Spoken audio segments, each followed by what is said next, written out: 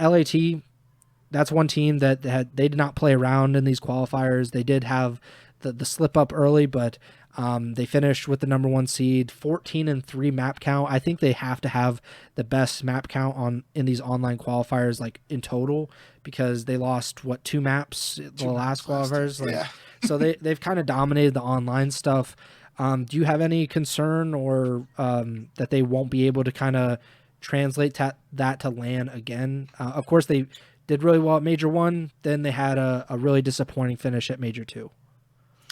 No, I mean, I'm going to be totally honest. And, you kind of were just saying, like, in terms of talking about picking FaZe and whatnot. I mean, if you had a gun to my head right now and I had to pick one team to win Major 3, I'm probably going with LA Thieves at this point. Interesting, yeah. And really, I mean, what that comes down to, I mean, a large part of that is LAT's first round matchup here being against Carolina in Major 3. That almost assures they're going to be in winners round 2. And well, not that you just said that. Yeah, that was a hard jinx. Oh my goodness. But assuming they beat Carolina there, then they're playing the winner of Miami versus Toronto, and you can look at that and say Toronto is the one team that beat LA Thieves in these qualifiers. And I think Toronto would have been the team that eliminated them from Major 2, I believe. Yeah, I'm pretty sure that's when like Beans was talking trash and started, and then he like posted the the thing about like Scrap doubling his earnings or whatever. Toronto 3-0'd LA Thieves, and LA Thieves got 4th at Major 2 as a result of that. So that's not necessarily the easiest round 2 matchup in terms of looking at the bracket. But on the other hand, if you're looking at it from a FaZe perspective, FaZe have to play Vancouver in the first round, which they beat Vancouver twice at Major 2, but before that, Vancouver did have a couple wins against FaZe, so that's definitely not as easy of a first round matchup on paper as LA Thieves matchup. And then if FaZe beat Vancouver, they got to go through either a red hot Boston or an Optic team that potentially is playing after winning and maybe having some confidence. So I just think in a very small sample size, I'm already talking about some of the stuff we want to talk about next episode, but I feel like the top half of the bracket for the winners bracket at Major 3 is a little more forgiving right now, and I guess that is largely based on that Thieves versus Carolina matchup. But regardless, yeah, I think LA Thieves are in a really good spot right now. I do think we'll have to see if that the number 1 overall seed curse really is a curse or not. But if they're able to get through that, I do think LA Thieves are in a really strong position to be a favorite to take this tournament, especially. It's tough because let's just say they do match up against FaZe in the grand finals again, which is what we all want to see.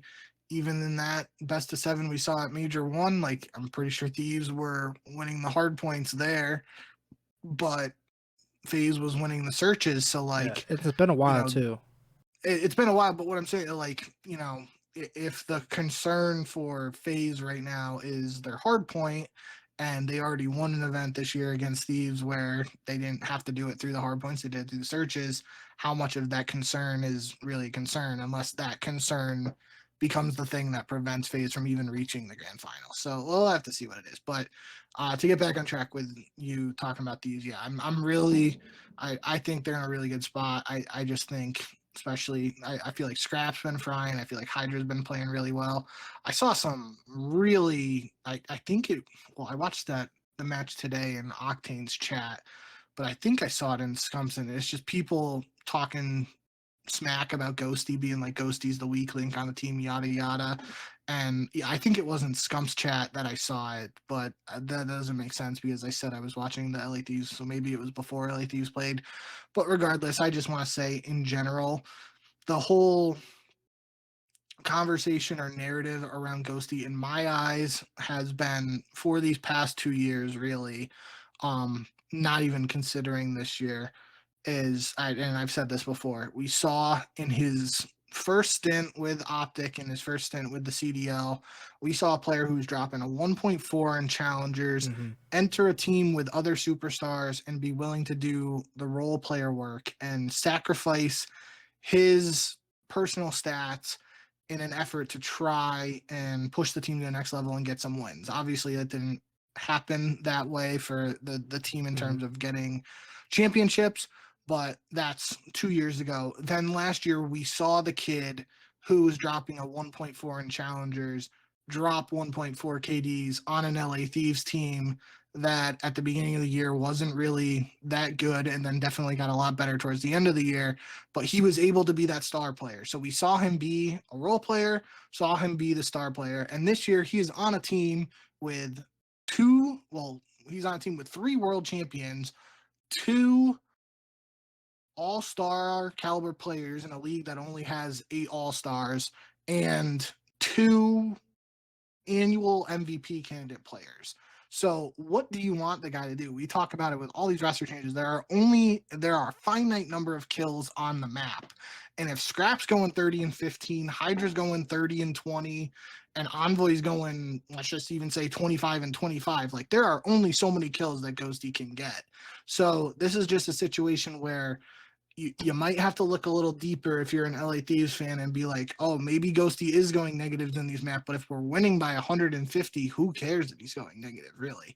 I kind of got a little bit more passionate there about it Yeah. than I thought I was gonna, but whatever I saw in the YouTube chat definitely stuck with me and just made me think of. I feel like that was a trip down memory lane for maybe some Ego Chall listeners who haven't been here for the entire Ghosty saga and the CDL, and just a reminder that we've seen what Ghosty's capable of. If he had to be the guy on this team, like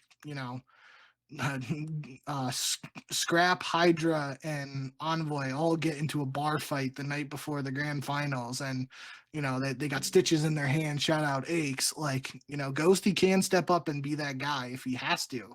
He just hasn't really had to for this team yet, and I think it's important to keep that in mind. Yeah, there's not been an extended period in Ghosty's pro career where you should doubt him. Like match, sure. Like he might have an off match, he might have Yeah. bad maps or whatever, but like there's not been an extended period in the 3 years that he's been in the CDL that would rightfully make you think, okay, maybe he isn't the right guy.